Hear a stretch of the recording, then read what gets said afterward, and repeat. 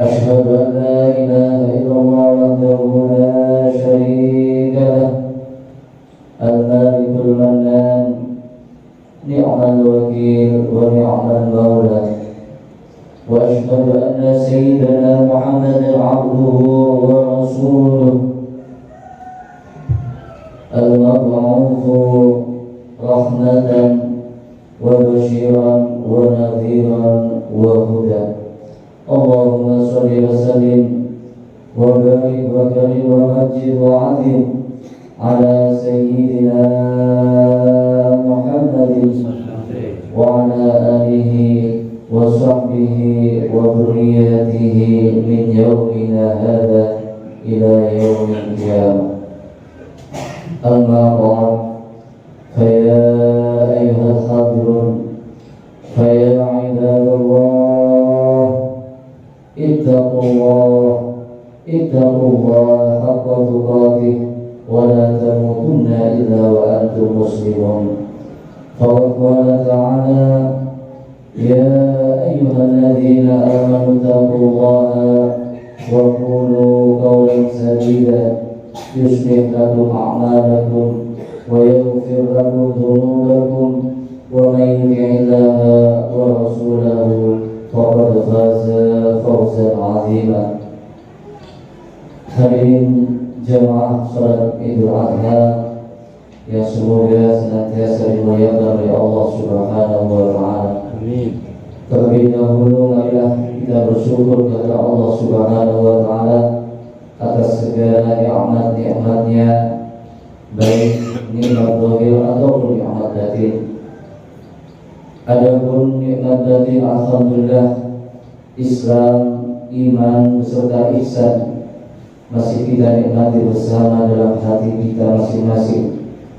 Adapun nikmat zahir, alhamdulillah, sampai pada saat ini, di hari yang mulia ini, di bulan yang mulia ini, dan di tempat yang mulia ini, kita masih bisa berkumpul untuk melaksanakan sholat Idul Adha.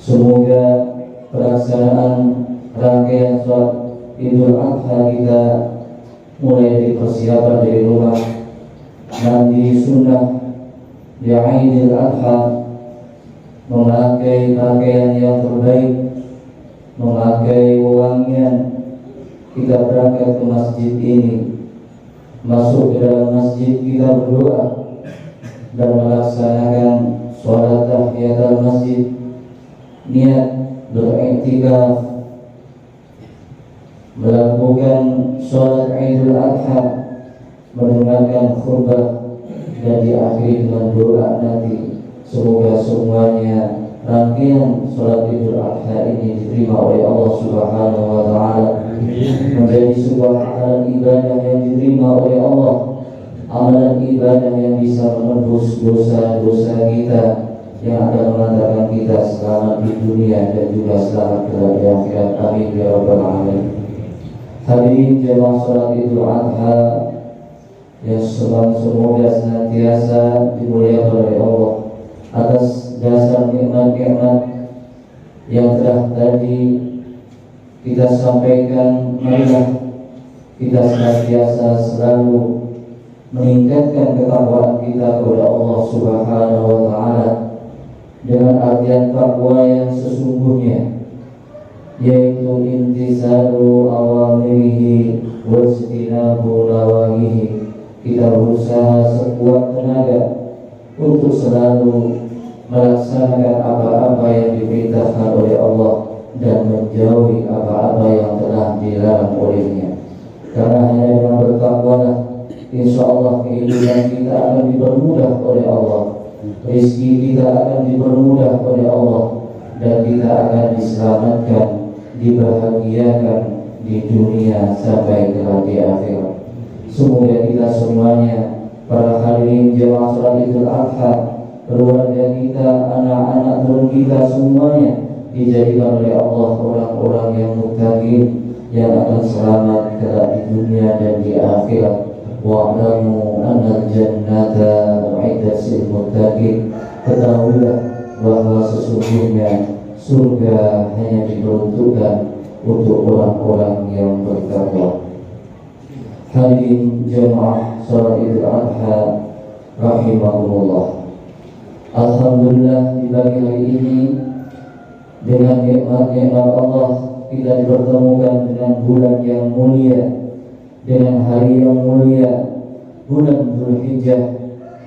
Di hari Idul Adha, di sini adalah sebuah bentuk nikmat karunia Allah yang sangat besar, di mana di hari ini, di bulan ini adalah sebuah momentum amal ibadah yang dibanggakan oleh Allah dan dicintai oleh Allah, yaitu salah satunya ibadah salat Idul Adha. Al-Khatib dalam hal ini akan menyampaikan satu dua hal yang harus kita ketahui bersama.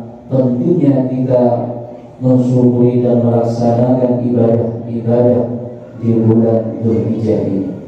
Allah Subhanahu wa taala berfirman dalam Al-Qur'anul Karim, A'udzu billahi minasyaitonir rajim.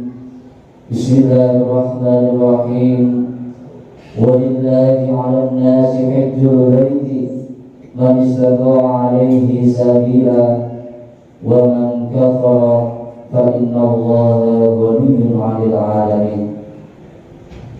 Allah mewajibkan atas kita semua umat Islam, umat baginda Rasulullah SAW, untuk melaksanakan ibadah haji man istata'a ilaihi sabila, untuk orang-orang yang mampu melaksanakannya, mampu dalam hal kesehatannya, tidak ada penyakit yang mengkhawatirkan baginya untuk pergi haji, baik saat melaksanakan haji ataupun di perjalanan, mampu dalam hal finansial, mempunyai harta yang cukup untuk mendaftarkan haji dan juga untuk bekal ibadah haji di tanah suci. Inilah yang dimaksud oleh Allah, man istata'a ilaihi sabila, maka baginya telah mendapatkan khitab kewajiban untuk melaksanakan ibadah haji. Wa man kafara fa innallaha ghaniyyun 'anil 'alamin.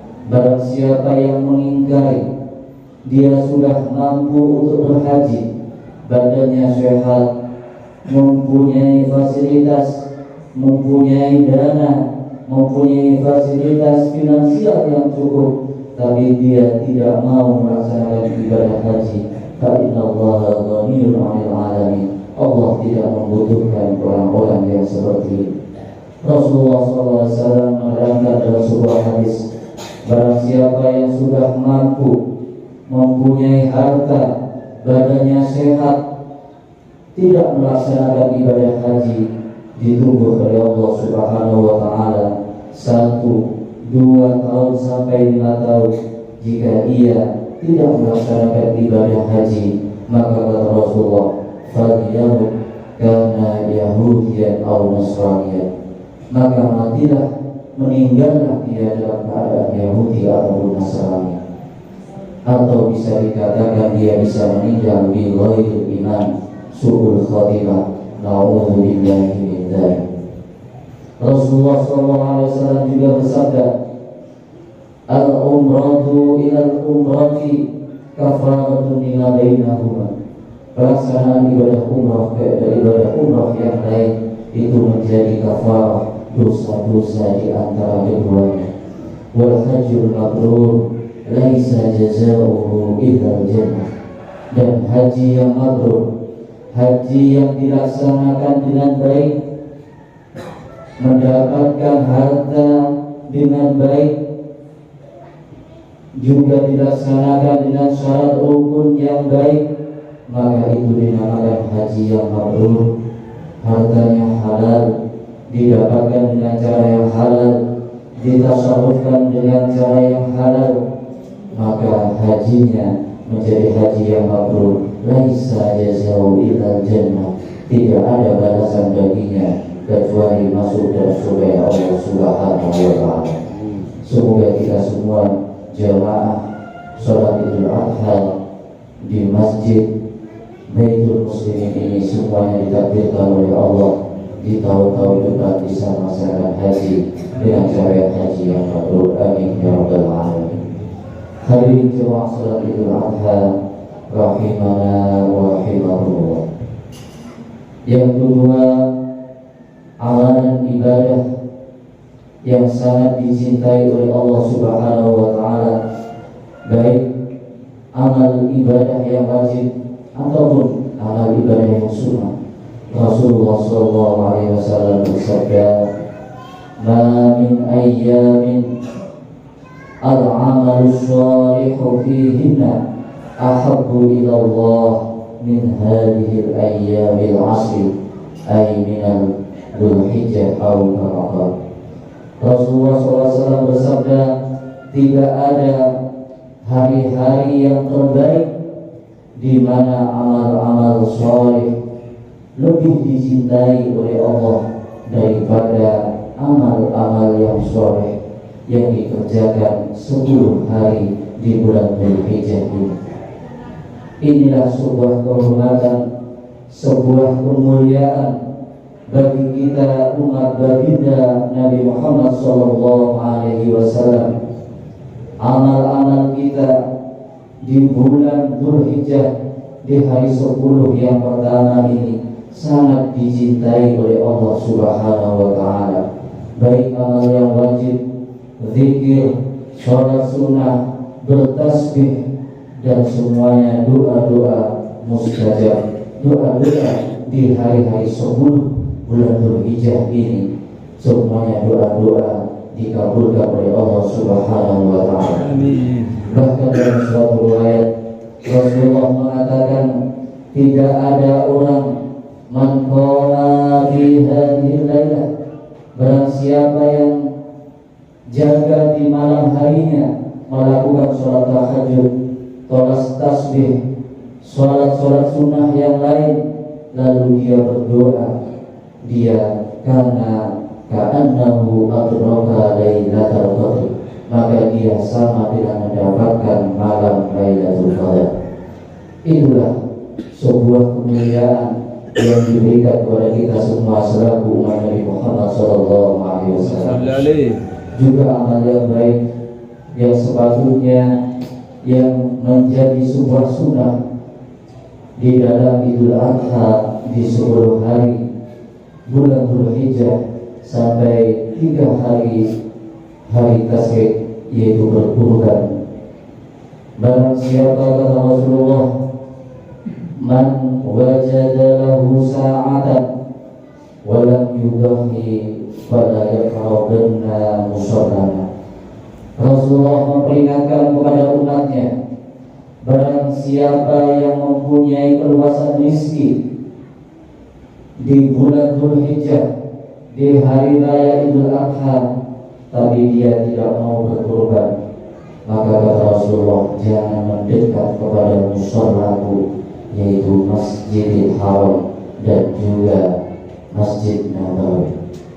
Inilah sebuah peringatan dari Rasulullah bahwasanya ibadah kurban selain untuk berobat, untuk mendekatkan diri kepada Allah Subhanahu wa taala, tapi selain dari itu ibadah kurban untuk menyambungkan rohaniah kita kepada Masjid Rasulullah, yaitu Masjid Nabawi dan juga Baitullah, yang telah dengan sambungan rohani itu insya Allah kita akan disampaikan ke 2 tempat mushola Rasulullah sallallahu alaihi wasallam. Hadirin jemaah salat Idul Adha yang dimuliakan oleh Allah Subhanahu wa taala. Juga amalan baik yang harus kita kerjakan di bulan Dzulhijjah ini, di hari raya Idul Adha ini, adalah birrul walidain. Kita berbakti kepada kedua orang tua kita di hari yang bahagia ini. Marilah kita bahagiakan kedua orang tua kita, karena tidak ada kita tidak akan ada di dunia ini dengan merasakan semua nikmat-nikmat Allah yang diberikan kepada kita, kecuali semuanya bersumber pada kedua orang tua kita. Maka marilah di momentum yang sangat bahagia ini kita bahagiakan kedua orang tua kita, sebagaimana Allah Subhanahu wa taala berfirman, wa qadha rabbuka alla ta'budu illa iyyah wa bil walidayni ihsana. Allah mewajibkan kita untuk beribadah, juga menggandeng kewajiban ibadah untuk berbuat baik kepada kedua orang tua kita. Kita beribadah tapi kita durhaka kepada kedua orang tua kita, maka ibadah kita tidak ada nilainya. Begitu pula kita berbuat baik kepada kedua orang tua kita, namun kita tidak beribadah kepada Allah, itu juga tidak ada gunanya di sisi Allah Subhanahu wa taala. Semoga kita ditakdirkan oleh Allah dicatat sebagai guru walidain, anak-anak yang bisa berbakti kepada kedua orang tua kita. Amalan yang selanjutnya yang juga tidak kalah pentingnya, kita saling bersilaturahim antar keluarga dan juga sanak famili, tetangga dan semua yang kita kenal, karena ini adalah amalan kelihatannya biasa-biasa saja, namun di bulan dan juga di hari raya Idul Adha ini bernilai sangat besar di sisi Allah Subhanahu wa taala. Hadirin jemaah Idul Adha yang dimuliakan Allah, mungkin sedikit khutbah yang dapat Al-Fatihah sampaikan, semoga bermanfaat. Semoga kita diberkahi oleh Allah menjadi tamu-tamunya Allah, bisa haji ke Baitullah dengan kemuliaan hari raya Idul Adha dan juga kemuliaan orang-orang yang berhaji, saudara-saudara kita semuanya. Kita ditakdirkan tahun-tahun yang akan datang bisa haji ke Baitullah. Amin ya rabbal alamin. Wa idza quri'a al-Qur'an fastami'u lahu wa ansitu la'allakum turhamun. أعوذ بالله من الشيطان الرجيم. بسم الله الرحمن الرحيم. إنا أعطيناك الكوثر فصل لربك وانحر إن شانئك هو الأبتر. بارك الله لي ولكم في القرآن العظيم ونفعني بما فيه من الآيات والذكر الحكيم وتقبل مني ومنكم تلاوته إنه هو الغفور الرحيم.